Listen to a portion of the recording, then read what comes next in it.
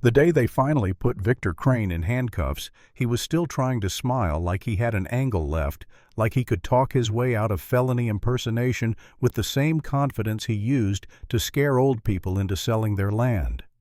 And that smile died the second the sheriff held up his court order and called it what it was, a home-printed piece of trash. I watched the cuffs click shut and realized something that made my throat go tight. This wasn't some petty HOA spat about paint colors. This was a land grab dressed up as authority, and they were willing to ruin my life to get what was under my feet. I didn't know that on day one, though. On day one, I thought I was just fixing a fence. I hadn't been back to my grandfather's property in almost 10 years. 45 acres in the Sierra Nevada foothills, a slice of rough, stubborn California history my family had held since the gold rush.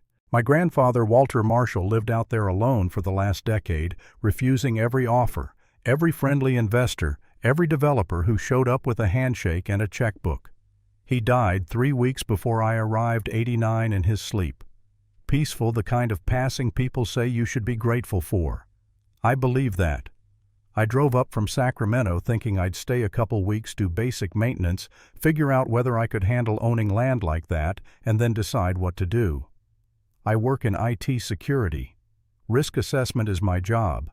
I thought the biggest risks would be weather damage, maintenance costs, maybe a surprise tax bill that made me choke on my coffee. I didn't expect the real threat to roll up in a black SUV and introduce itself as HOA Security Enforcement.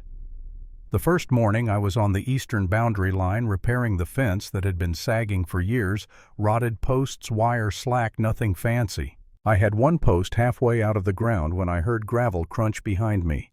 A black SUV stopped at the gate windows so dark you could have been transporting secrets in there. 2 men stepped out wearing navy shirts, black tactical pants, utility belts, heavy with gear, handcuffs, radios, the whole costume. The taller one raised his hand like a traffic cop and said, "Stop work immediately," like he owned the air. HOA Security Enforcement, he announced. "We've received reports you're violating land use regulations." I just stared at him for a second because I didn't even know how to respond to that. My grandfather's land. My family's land. And these 2 guys, 2 strangers in bargain bin authority cosplay, were telling me I couldn't touch my own fence. I kept my tone neutral and said, "I'm repairing the fence. It's falling apart." He didn't blink. He pulled out a clipboard and handed me a citation like it was a court summons. $500. Payment due in 14 days. Unauthorized construction activity. The paper felt wrong in my hands, thin, cheap, plain printer stock. No watermark. No seal. His uniform had no badge number, no name tag, just a generic patch that said Security Enforcement, like it came off a roll. And the radio clipped to his belt never made a sound. No static, no dispatcher, nothing. In my line of work, authenticity is a scent you learn to recognize.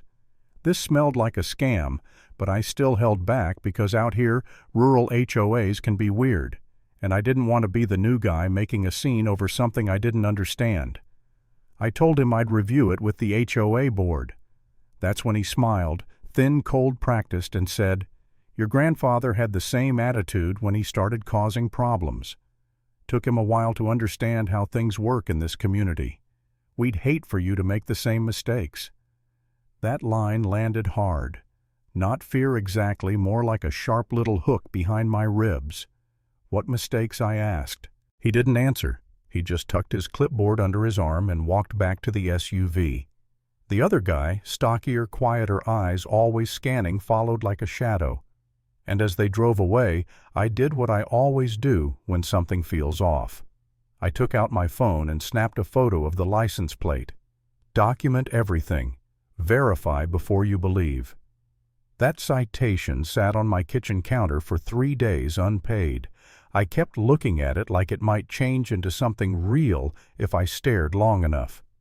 On the 4th morning, I found another envelope taped to my front gate. No engine, no footsteps. Just there like someone crept up in the night. This one was $750 for failure to maintain property standards.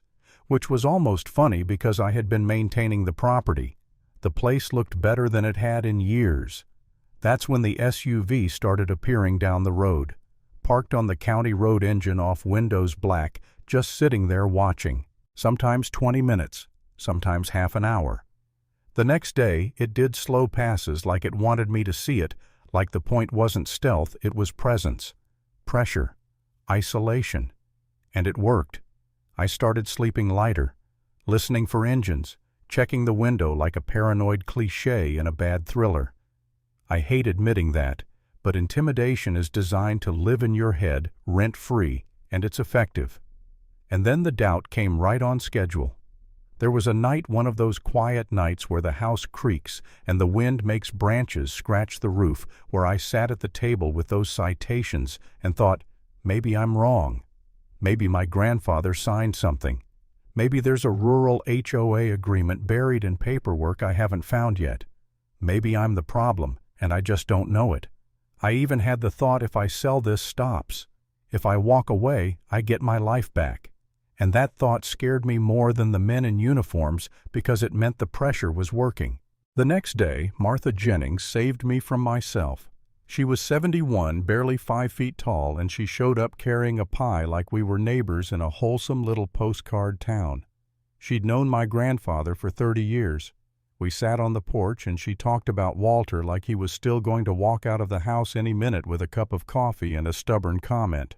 Then she got quiet and said, "He had offers, you know, lots of them. After he started saying no, things got strange." I leaned forward. Strange how? She glanced toward the road like she expected that SUV to materialize from the trees. People asking questions in town, rumors about him being difficult. And those men in uniforms started showing up. Security something. Walter called them frauds. He said they had no authority. That word frauds hit like a bell. Did he ever prove it, I asked. She shook her head slowly. He was collecting documents, notes, photos. But then his health. Her voice softened. "Be careful, Derek. Whatever they wanted from Walter, they still want it. Now you're the one standing in their way." That night my phone rang from an unknown number. I answered and hit record because at that point my trust was gone and my instincts were awake. The voice was flat professional in that fake way. "Your outstanding fines have reached $1,250. If payment isn't received within 7 days, we will place a lien on your property." I said, "Who am I speaking to?" A pause. "HOA enforcement." Click. I replayed it and felt my stomach harden into something cold. That wasn't enforcement. That was extortion in a costume. The next morning I went online and found the HOA website, Sierra Ridge Community Association. Basic page. Board member list. Contact info. No mention of security enforcement. I called the number listed for the president, and a man answered on the third ring with a voice that sounded like someone who actually lived in the real world. "Sierra Ridge Community Association. This is Glenn Sawyer." I introduced myself, explained the citations, the men in uniforms, the threats. There was a silence so long I thought the call dropped. Then he said slowly, "Mr. Marshall, we don't have a security enforcement division. We don't have officers. We're a volunteer board of neighbors. We do not issue citations, and we absolutely can't place liens." That was the moment my doubt evaporated. Not melted, evaporated. Gone. Glenn's voice sharpened. "If someone is doing that, they're impersonating authority. That's a serious crime." And then he added something that made the hairs on my arms lift. "Your grandfather mentioned rumors about mineral rights, land values, people asking questions." I should have taken it more seriously. Mineral rights. That word made everything click into place like a lock turning. I opened my laptop and dug through county databases the way I'd dig through logs after a breach. And there it was, a geological survey from a few years back, buried like an old secret. Significant mineral potential in the exact area of my property. Gold, the kind of word that turns quiet land into a target. Suddenly the offers my grandfather refused made sense. The timing made sense. The pressure made sense. This wasn't random. Someone knew what was under my land and wanted it badly enough to run a criminal operation to get it. And right when I was starting to feel steadier, right when I was moving from what is happening into, I know what's happening, I got my first real encounter with the Karen element of this whole nightmare. 2 days after I called Glenn, a woman showed up at my gate in a silver sedan, hair sprayed into perfection, sunglasses big enough to hide a guilty conscience, and a smile that looked like it hurt her face to make. She marched up like she owned the gravel under her heels and introduced herself as Brenda Hargrove, HOA Compliance Chair. She said compliance like it was a religious title. "Derek, we need to talk," she said, voice sweet and sharp at the same time. "The community is concerned. Your work out here is unapproved. It's disruptive." I just stared at her. "The community?" I asked. "You mean the 2 guys in fake uniforms?" Her smile twitched.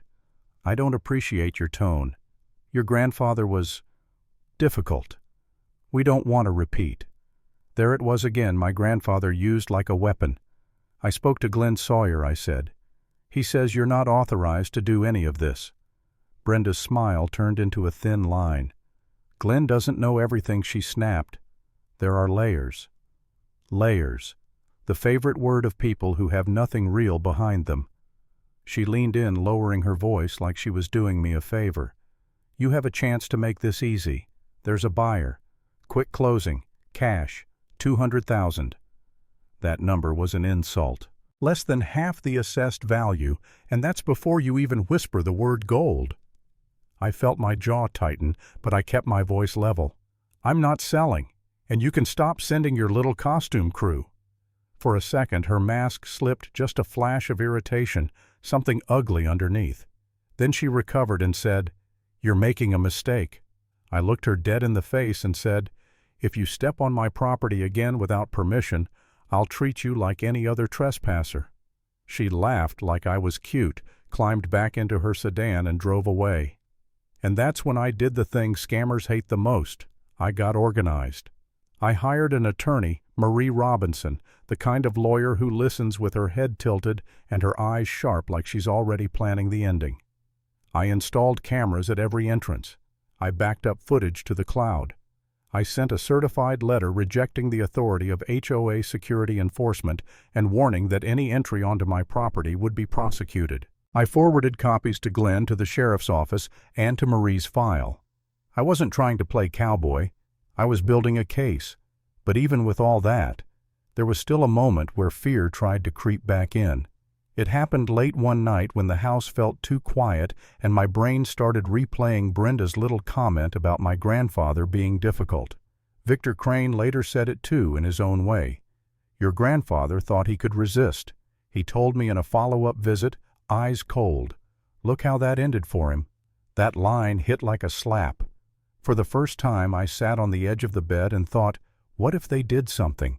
What if this wasn't just intimidation? And then the darker doubt followed. What if I'm not built for this? What if the smart move is to sell and disappear? I hated that thought. It felt like betraying my grandfather. It felt like letting criminals rewrite the story of my family's land. And that's what pulled me back up. Not pride, not anger, not something quieter, principle. Walter stayed here alone for years and didn't fold. The least I could do was not fold now.